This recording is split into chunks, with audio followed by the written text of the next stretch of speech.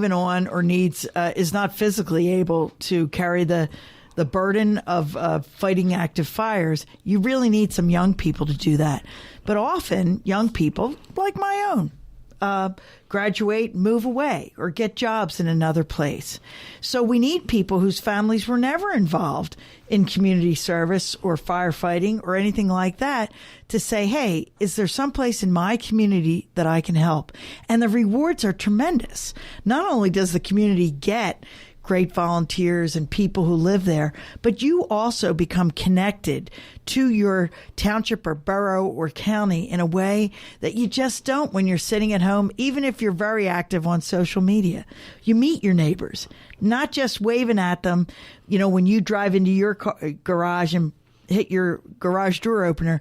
You meet them working together on a project or stopping something or making something happen, and you feel connected to the place that you call home, and that is a very powerful reward.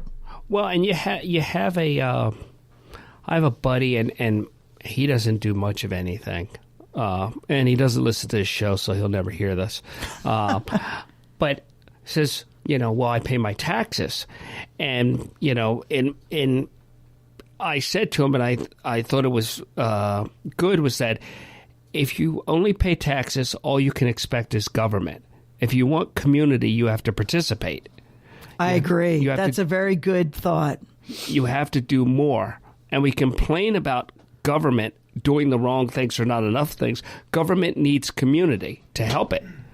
Well, and in the burbs, and even in the city, in some of the neighborhoods, real live people, not government, volunteering and coming up with ideas are what makes a neighborhood, makes a community. So I agree, and I'm not knocking paying your taxes, because as a citizen, that's your duty, and I'm grateful that people generally pay their taxes. They really do. They're very good that way. I'm grateful for that. But that's not enough to make a community. It's like a baseline participation. Right. It's kind of a baseline. What's the best part of your job? Well, now the best part of my job is as a state representative. Of course, I have a bigger territory than a township. I have 4 or 5 local governments that I deal with. And my job in Harrisburg is chair of the House Local Government Committee. So I review all the bills that deal with laws relating to townships, boroughs, counties, and home rule charters and all that stuff. And I find that area of the law very fascinating, and I like it. But I think the best part of my job is I'm sort of a public citizen. If a young man becomes an Eagle Scout, I get to show up and congratulate him. If a fire chief or fire president wants to take a lesser role at the fire company after volunteering for 30 years, I get to show up and make it a little special that somebody noticed. And so I think that's part of my job as an elected official, to show up and be there when people in the community are recognized. Well, when you came in here, you handed me a laminated copy of an article that was in the paper about the show, and I didn't expect that. That was nice. That was a nice personal touch, and I think that's what you do, is put a personal touch on things. What is your area that you cover? How big is that? It's most of Whitpin Township, which is Bluebell, most of Lower Gwynedd Township, all of North Wales Borough, all of Upper Gwynedd Township, and all of Towmenson. Most people think of that as Lansdale, but I don't actually have the borough of Lansdale. I do have the Lansdale post office that is Towmenson Township. Oh, okay. Okay. What is the hardest part of your job? The hardest part is, and I've said this as a joke, but it is true, we get about 4,000 bills to consider in every 2-year session. Only a few hundred of them ever become law. Only a few dozen work through my committee. But I've said that if I had ADD, I'd be better off, because I like to delve deeply into the subject and understand it. And you don't have time. You have to be able to be proficient in veterans affairs one day and recycling the next day. And the third day you're working on the health of our air. And the next day you may be working on what does a borough councilman do if he needs to resign. It's being in the state legislature is exciting. It's fun, but it's hard to keep up with all of it. And it's important to keep up with all of it because I only want to make good votes. And I have to say the law of unintended consequences is always in effect. And it's hard sometimes to figure out what bad will come out of this law that looks like a good idea. And you need time to think about that. And so it's very difficult to keep all the balls in the air and still think about it and make good votes. Does technology, I always ask about technology, how has that helped you? Does that help you keep up with things better? Does it provide you with extra information that makes it more for you to keep up? Is it a kind of a wipe? I'm finding it kind of a wipe in my life. Well, I have to say, this year especially, people are energized about democracy in general and issues. Some of them are on the right and are happy that their voices were finally heard and they elected a president who they feel represents what they care about. Some of them are on the left and are aghast that they didn't work harder to defeat the very same man. But the good news for our democracy is they're all energized. So I'm getting a lot more mail than I used to get. Now, I don't get too many letters. Sometimes I get letters from people, but I get an awful lot of emails. To be fair, some of the emails are form emails that some group or another sends out, and those are not quite as persuasive as when a resident or a neighbor or somebody that you've run into actually writes a personal email and says, "How do you feel about this? I don't like it." Because I think technology helps me hear from my constituents and answer them. And sometimes it's overwhelming. Sometimes I'll get 100 emails and only be able to thoughtfully respond to 5 in a day. And the next day I walk in and now I have 95 plus the next 100. So that's hard. Is a handwritten letter still more powerful to you? It is, but even an email, if it's personal, is powerful. Okay. So, I think that matters. People relate their stories and they say how a bill would affect them or would have affected them had it been in effect at the time they had their issue. So I think technology has helped us. Now, I have to say, I'm a state representative, so the amount of emails I get are a lot, but I can still read them all myself. If I get too many, I have to farm them out and do a form letter response. But if I'm Congressman Meehan and I represent 650,000 people, or Senator Toomey and represent 12 or 13 million people, I think it's overwhelming for them. And particularly this year, with everybody energized and a lot of subjects that people have opinions on, I think it's unrealistic to expect Senator Toomey, for example, to be able to personally interact with each of the 13 million people he represents. But I know what they do.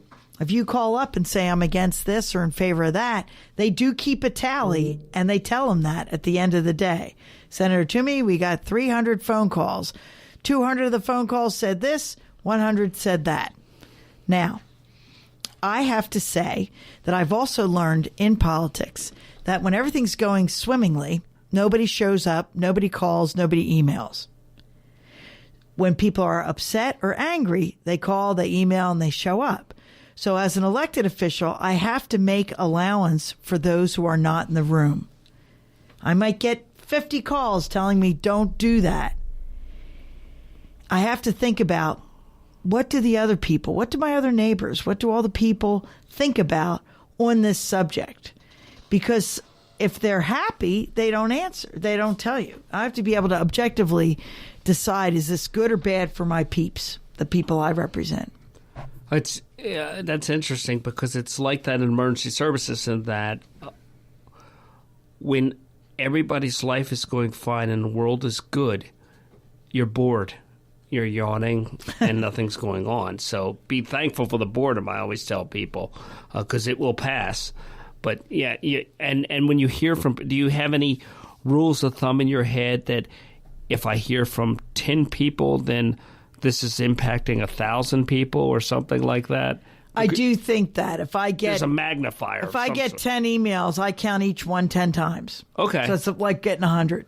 Okay. If I get 100, that's like 1,000. So, Yes, and people are knowledgeable. The other difficult thing for our communities, quite frankly, is the people aren't reading newspapers as much as they used to. So they may be completely unaware that there's going to be that field out there developed into 150 townhouses. They might not know. And so I think also we have a job, those of us who are in the know, whether at local government or state government, to let people know what's going on. I try to put out a weekly e-blast. It actually started as an e-blast to warn people what roads were under construction, because we have so many roads under construction. But I usually include in it the governor gave a budget address, or this bill came up or that bill came up, so that people know what's going on, because I can't count on them to be reading the newspaper. And of course, you're in the emergency services where if it bleeds, it leads. So you probably get on TV more than I do. It's not so exciting to talk about how we pay for our schools. There's a lot of TV of my hand and me walking away or walking into the wrong direction. I recently just did that. I thought I was so good going out the door, avoiding the news, and I went through this house that we were doing this thing at, and I opened the door, went up the steps, and I came out the exact wrong side. Or they all moved. I don't know, but I walked right into them. Well, I think it's important if you're in a position to know something that you're allowed to discuss. And I recognize in emergency services you're not always. But I think if you can, somebody who's articulate and can explain it is a godsend. Yes, and the public deserves that. But there's also a time. I have this concept that I discuss with people that as I get older, it's like food. I don't want fast food. I don't want fast news. I would rather get the story tomorrow and have the actual factual story. I don't want it as it's developing. I don't like developing stories. So you and I both read newspapers. Yeah, I like to. I don't read them as much as I should, but there's a special treat to that tactile thing of taking a newspaper and taking some time out for myself and just reading it. Even if I only get a couple pages in, it's nice. I don't like getting everything off the screen. I just don't. Right. I just don't. And we both listen to radio, too. Yes, I think radio is good because you can do radio while you're doing something else. Right. And if you do a visual thing, you feel guilty that you're not watching it. And if you're doing visual without watching it, why not just do radio? And that's what we're doing. What would you like to tell the public so they can better understand what you do and how you can better help them? I mean, you've kind of covered it with their participation in things. Well, I think often a state legislator, a senator, or a representative can do things people don't even know about. We make it our business to have contacts in every state agency. So if you are having trouble with unemployment, we can't change the situation that the Unemployment Comp Bureau is not working correctly these days, but we can help find a way around it. So I think people should think of their state representatives and state senators as a resource. When they get into trouble and they need something, give us a call, shoot us an email, we can help. Okay, and my last question for you, which I'm cramming this in under wire, what do you think your legacy will be? I hope that my legacy will be the open space I've saved and the good laws that I've passed. And I've tried very hard to make every law I vote yes for to be a good one. Okay. Well, I want to thank you for coming. It's been great talking to you. It shot by, and I appreciate it. Thank you very much.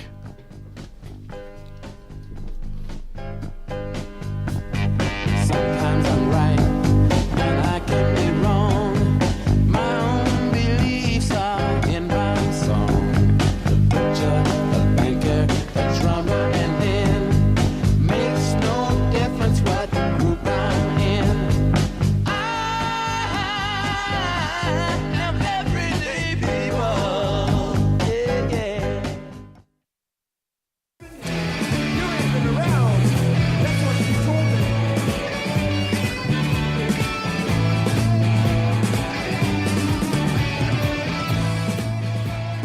Hi, this is Mark Hopkins from Unsung. We're doing a little bit of an after show with Kate Harper. Didn't get to cover everything in the time that we had. I had a couple other questions. I just wanted to ask you if there's anything Sure. you felt that you wanted to cover that we didn't cover. This part goes on the internet.